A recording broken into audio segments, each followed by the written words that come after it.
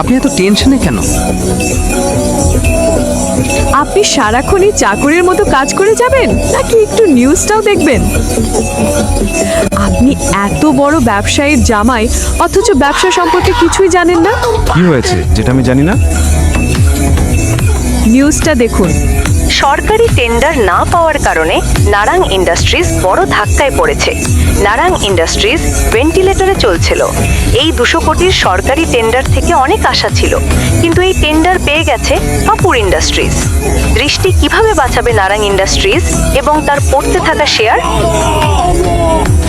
ঋষভ ছিল দৃষ্টির business partner, যদিও সে দৃষ্টির জীবনসঙ্গী হতে চেয়েছিল, কিন্তু দৃষ্টির দাদু তাকে জোর করে বিয়ে দিয়ে গেলেন এক গরিব রাস্তার ছেলের সঙ্গে, শিবামের সঙ্গে, যে রাস্তার পাশে কুলচা বিক্রি করত।